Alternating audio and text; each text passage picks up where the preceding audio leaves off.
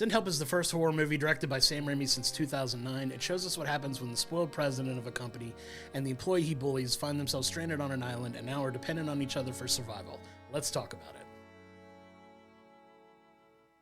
Yeah, so at Send Help, we have Rachel McAdams as Linda. So she works in the planning and strategy department for a company called Preston Industries.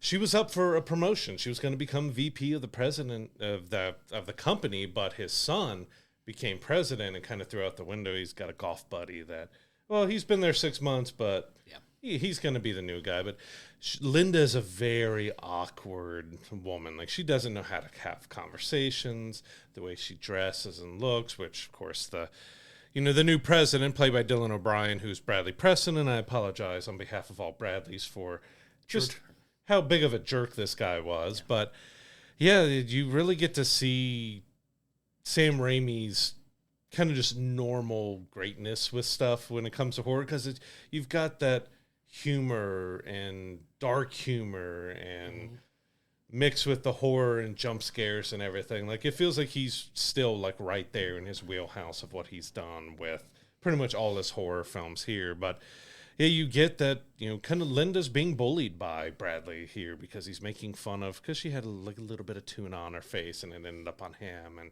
he's bullying her for smell and her looks and just kind of everything else. But he still needs her because she's important to getting the numbers right and getting things done. So she boards a plane with him and all of his bros to head to Bangkok for an important meeting, but they don't quite make it there.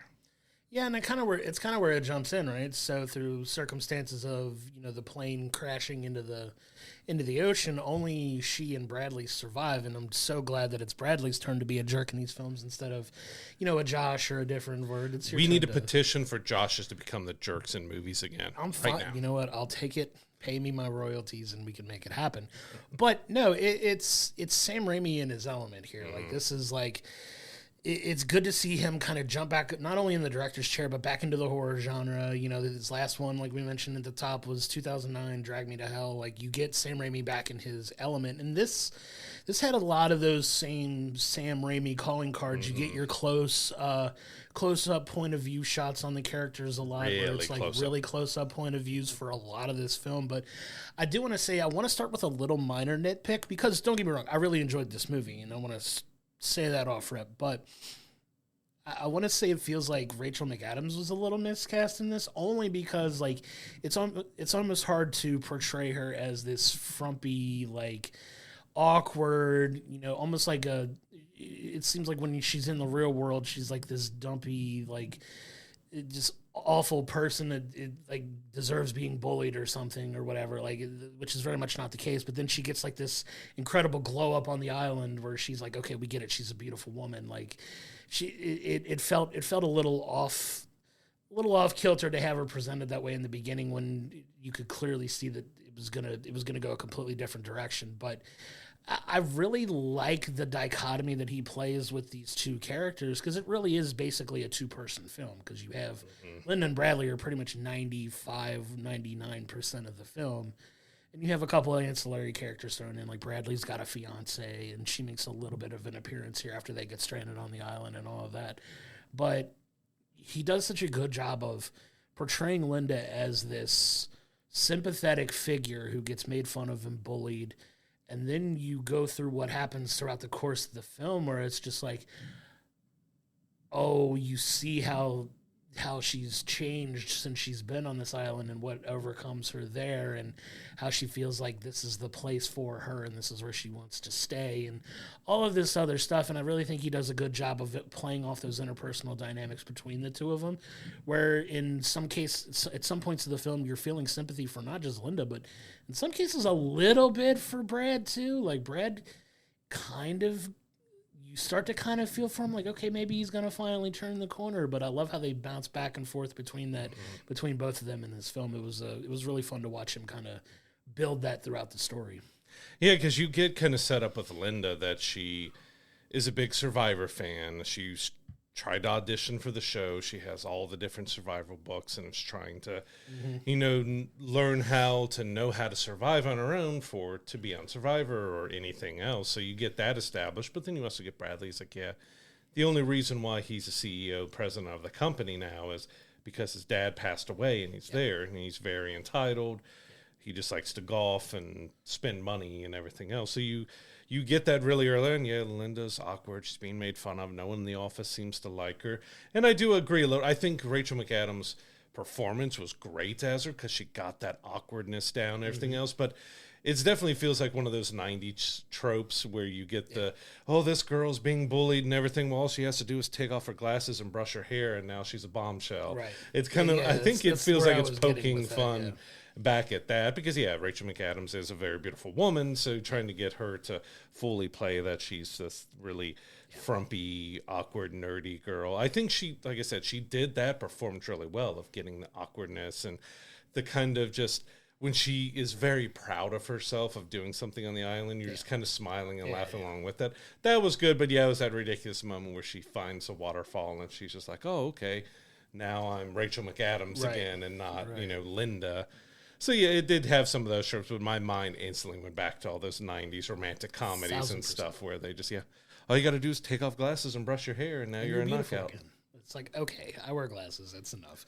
But, no, I get what you're saying. But, like, they do that. And I love it when she finally gets out into her element and you just see her kind of like, okay, I know what I'm doing out here. I feel like I belong out here. I can make this work. And you have, these two on this island, and it kind of starts off with Brad as like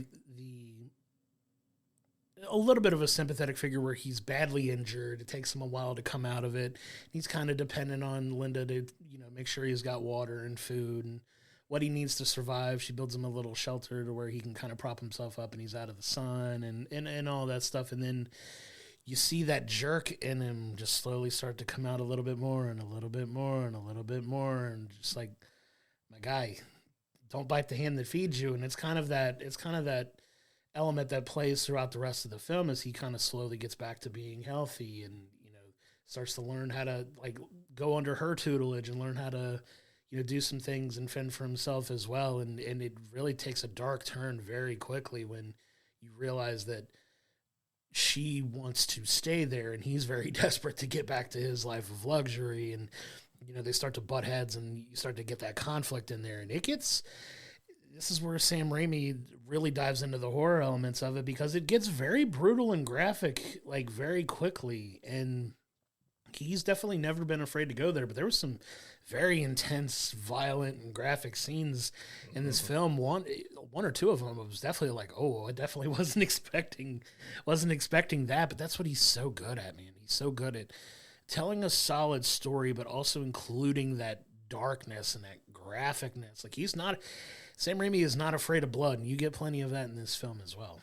Yeah, as he walks the edge of doing stuff, kind of like the Evil Dead series when he did Army of Darkness, is like walk the edge of being slapstick at times, but then going right back into horror and everything else. Because you get a few jump scares and you get a few queasy moments, but then you get that, oh, ha, funny, like it's not exactly what it seems. I will nitpick a little bit. The CGI on some of the animals and bugs and stuff was not great. Sure.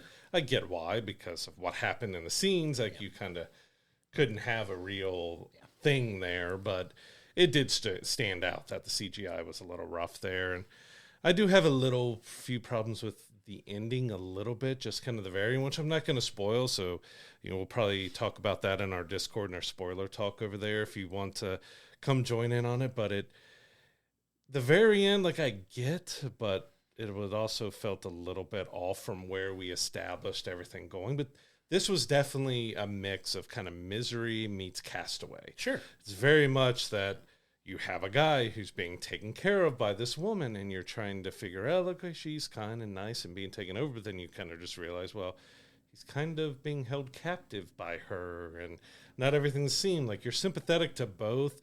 And you also kind of hate both at the same time. And it really bounces you back and forth between like and dislike and like and dislike with both of them quite a lot, which kept it kind of fun and interesting. Yeah. And it, like we said, it gets very intense very quickly because, you get those two competing interests playing against each other. Like, you get Linda very much taking advantage of the fact that Bradley doesn't know anything about survival and taking care of himself, which I think kind of plays into how the movie ends, because it's like, she tells him like about this area that she says don't ever go to, and he kind of just takes it at face value, like he's never supposed to go there. And then you finally come to that realization of why she told him not to go there. And that's as much as I'll say about like where the ending of the film takes place. But you get a really cool like back and forth between them, where Bradley gets the upper hand, and then Linda gets the upper hand, and then Bradley gets the upper hand again, and then Linda really gets the upper hand at one moment, and it kind of leads into that finale of the film where it even ends in a very much Sam Raimi tongue-in-cheek kind of way that it ends, which made me laugh a little bit too, because it was such a sharp like cut to where the film ended. But yeah, he just does such a good job of living in that world where you can walk that line, because really at the end of the day, horror and comedy can live on a very parallel pathway with a little bit of distance in between them, where you can kind of jump back and forth and it works. And I think he's always been a director that has been able to find that balance very well. And this is another example of that, where it's funny at times, but it's very dark and very serious at times too. And he does such a good job of living in both worlds that he kind of uses one to bounce off the other, where it gets super dark and you're like, oh my God, this is intense. So he kind of cuts that back with a little bit of comedy.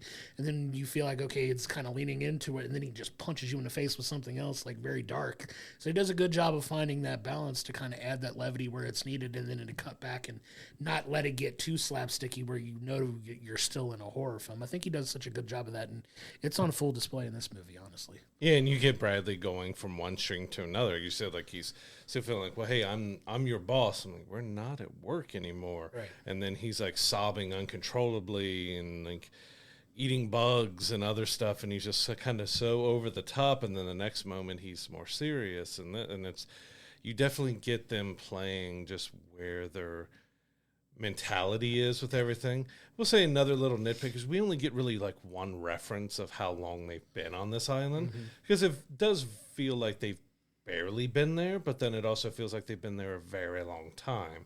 So like that passage of time isn't really conveyed very well of just how long they've been stranded and out there, because you think about modern technology and tracking, like did they all lose their phones? Did all the GPSs and the laptops and the phones and everything in the plane all just die? Wouldn't there have been a last ping?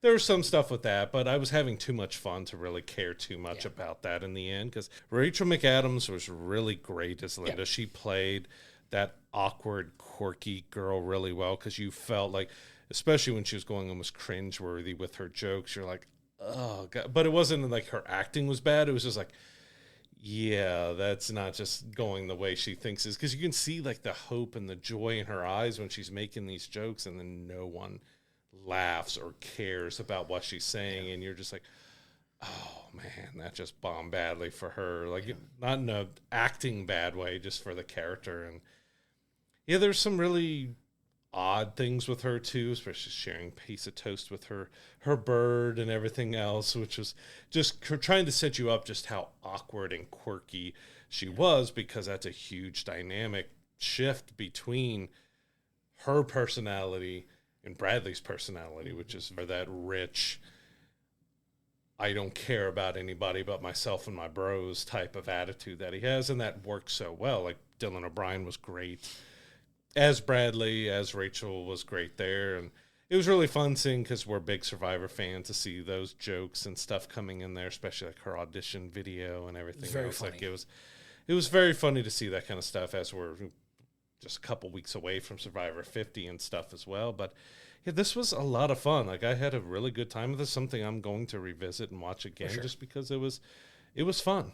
Definitely a high rewatchability on this one. I kind of want to go back and look at a little bit more of the nuance of the film, like, and just kind of dive in and see little Easter eggs of things here. But he does a good job of kind of laying it all out there to where you don't really have to guess too much as to what's going on. You know what I mean? Like that's what's so good about Sam Raimi as a director. Like I said, I'm glad he's finally back into horror after, 17 years now since his last film. his last major horror film. And I know you and I kind of talked a bit about the merits of, do we consider Doctor Strange and the Multiverse of Madness a little bit more of a horror film, because there are some macabre elements in it too, but full blown horror, this is the first time he's done it in almost 20 years, and it's just because he's written and produced the Evil Dead, the more of the Evil Dead movies that have been coming out, but for directing, he's literally got his hands in it more so as a director in this. But yeah, it's so fun to see these. I love his style of filmmaking anyway. Like he's just such a fun director to watch. I loved, Drag Me to Hell was such a fun movie as well. Like I love his style of filmmaking, and this is another one. Like if you're a Sam Raimi fan, you're gonna get a lot of enjoyment out of this. It's a really solid movie that I wound up really liking more than I thought I would, because it just has all of those classical elements that you expect from the Sam Raimi horror film, and it's just another great example of it. And I'm so glad he's back in the genre, and I'm glad we got this film to kind of talk about and nitpick a little bit. But yeah, I mean, back in the chair, man. I'm excited for that. I hope he doesn't take that much longer to do another one of these, honestly. But this was such a good one, man. It just has that beautiful balance of horror and comedy that so few get right, and he's just one that I think nails it every time he does it. And you could feel, or at least I did a little bit, that the story was pretty predictable exactly of how things were going to go and what was going to happen.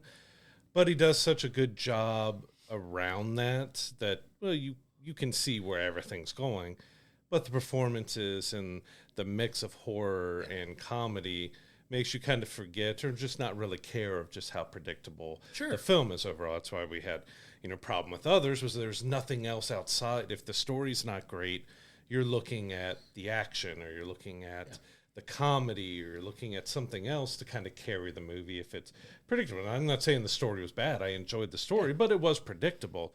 But it's because you get such great performances, you get, a great back and forth, you get some really good humor, you get some fun horror elements and stuff, so it makes that predictability a little less like, I don't really care how predictable it was because I had fun. Yeah, and when you can strike that right balance, you get the recipe for something that's really good. Like you get those elements mixed together, like you said. A lot of times we see where you could see the elements of a good story, but the performances aren't up to snuff. Or sometimes solid performances don't always make up for a bad story. Like this was a perfectly easy to follow story, and sometimes that's all you need in a good horror film to really sink your teeth into it and kind of just go along for the ride that you did. I was fully enamored in the film. Like I really enjoyed this one a lot. Like it kept my interest through the whole thing. I loved rooting for Linda through a lot of the film. I even enjoyed some of the parts where I'm just like, I kind of want Bradley to kill her too, kind of a little bit. Like they do such a good job of making you feel both ways about both of these characters, and it played off each other really well. And then like you start finding yourself pulling for Bradley. He does or says something where you're just like, nope, still hasn't got it. Okay, they could both. At one point, I was just like, they could just both never make it off of this, and I would be perfectly okay with it, you know. And it plays out, and like you said, it does play out in a very predictable way. But I'm in the same boat. I just didn't care at the end of the day. Like I was so entertained by their performances and the story that we got that, yeah, we kind of knew how who was going to come out on top at the end, but it didn't really matter at that point. You know what I mean? Like it was done in such a good way that I was like, okay, yeah, makes sense. Didn't insult my intelligence. I love it. I'm here for it, and I want to watch it again. Yeah, so Send Help is a great return for Sam Raimi to horror. It has his signature humor with his almost slapstick horror with it, but it balances everything so well. Rachel McAdams is great as Linda. Dylan O'Brien is great as Bradley Preston. It was just a really fun horror film that was a bit predictable. It had a few issues with kind of how a little bit of the story unfolded, especially a little bit more of the mystery of it. But overall, I had just too much fun with it to really care. I'm giving it an 8 overall. I think it was a really fun horror comedy that's well worth the watch, and that I do plan on revisiting again. Yeah, I'm giving it an 8 as well. That's so funny we landed on the same thing because I thought we were going to be a little off of each other. But yeah, 8 is right where it's at. It's not a perfect film, but it's a really, really fun, like, surprise horror movie. Like, I'm a big Sam Raimi fan when he does these types of films, and you get another one of those if you love Sam Raimi horror flicks. This is definitely one that you're going to want to put your eyes on and watch. Very easy to follow story. It gets dark when it needs to. It cuts through that and adds some comedy when it needs to. It does such a good job of walking that balance that you get that in this film. And yeah, I think 8 is a good way to watch. Is a good spot to land on it. We're really starting strong in 2026 with some really good ones. I know we kind of tanked on Mercy last week, but I really think this is a step back in a good direction for our start to 2026 in film. Like, we've gotten some really good movies in January. I was pleasantly surprised to see us get another really solid one to end the month as we're turning into February, because we got some fun ones coming up for sure. But this was definitely one I will definitely watch again when it comes out on streaming. Like, this was a fun time at the movies. I had a good time watching this one. Especially horror. Like, we know 28 years later, the Bone Temple hasn't done very well financially. I'm curious exactly why that happened. Was it just releasing in January? Because most people know just January is normally the time where films are kind of dumped, that they don't have just a lot of faith in doing well. But I mean, the Bone Temple gave us some humor, but it gave us that darker psychological zombie horror. Well, this gave us the more fun thriller horror comedy vibes. Yeah. And they were both really solid. So, I mean, horror started off really well. We got Scream 7 coming up, which we are well aware of all the controversy over that film being made, especially with the cast. What happened to the cast members after Scream 6 of, being fired and everything else. But we've got some. It's a strong start for horror and movies overall, but really strong start to horror for the year. Yeah, it's going to be a lot of fun ones coming up for sure. But thank you so much for tuning in. And if you feel so inclined, do all the things you can do to help us out. Give us a like, give us a follow, subscribe to us on YouTube, come to our Discord, talk about all of those things. It helps us so much, and we can't thank you enough for your continued support.